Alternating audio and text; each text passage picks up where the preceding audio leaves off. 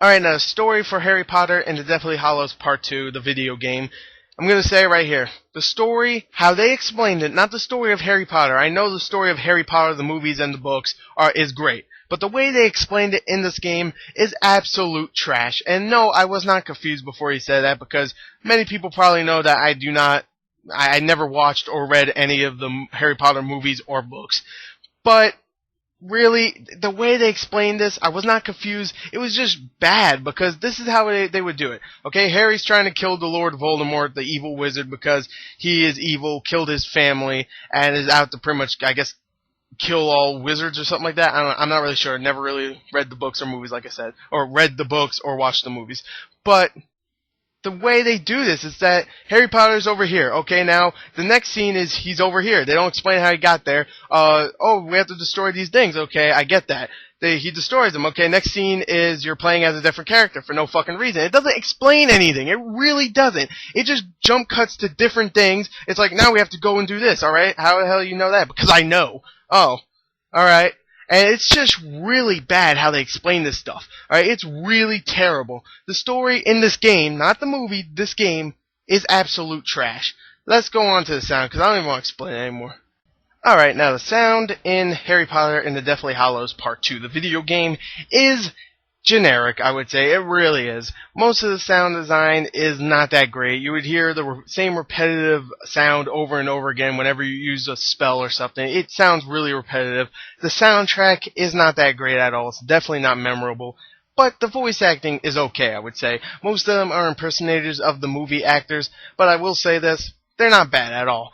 Some of them are bad. Particularly Alan Rickman's character, Snape, I think, Suckery Snake, or whatever the hell his name is, but he's particularly really bad. But everybody else, not bad at all. So, overall, the sound is not terrible, but it's not great either. The soundtrack is forgettable, the sound design gets on my nerves, and the voice acting's okay. So, there you go, the sound's alright. Let's go on to the graphics. Alright, now the graphics in this game. There is some good, there is some bad. Mostly, it's a mixed bag. Let's talk about the good first. The good, I would say the character models. The character models are actually really well detailed and look a lot like the actual characters from the movies, which is good because a lot of movie tie-in games that I noticed in the past years do not look like the actual characters from the movies. Example of that, Iron Man 2, the video game. Nobody in there looked like the freaking characters from the movie, but I digress. Anyway, the character models in here, for the most part, are really good.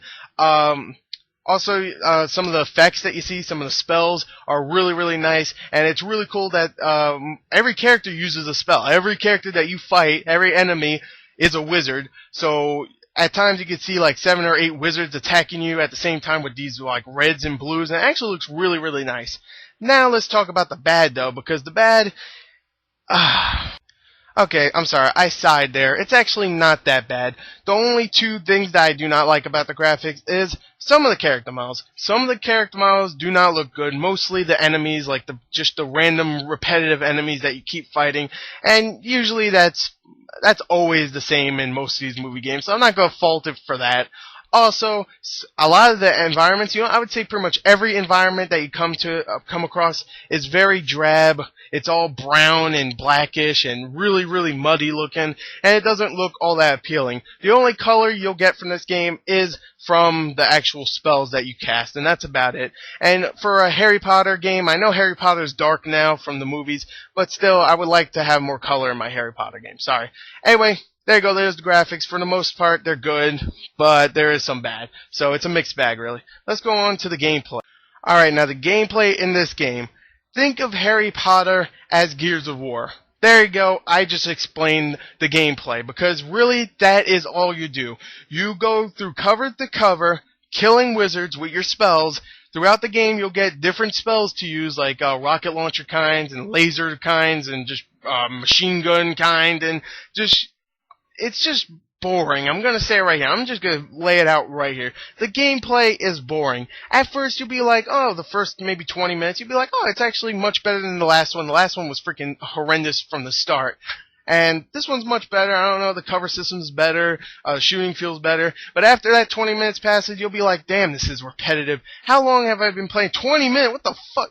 and it feels like a long time, even though the game is actually really short. The game is only about 3.5 hours long, just like Transformers, the last Transformers game. But the difference between this and the Transformers game, Transformers had multiplayer. This does not have multiplayer. This doesn't have a single freaking thing after you beat the game. Oh, I'm sorry, I'm lying. You have challenge modes, which you can play the whole game again, except you're timed. Whoop the freaking dick. Okay, you can also unlock other things like character models and stuff. I don't know. I don't really care. This game actually, I'm sounding really pissed, but it actually didn't piss me off as much as the last Harry Potter game. And this is definitely not the worst game I played this year. But it's definitely, it's just a mind-grinding, whatever the hell that means, time.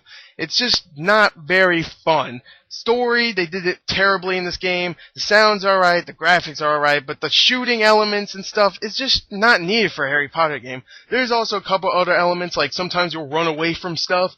Ooh, whoop-de-frickin' doodle. And sometimes you'll press the A button because someone's about to attack you, quick time events. I haven't seen those before.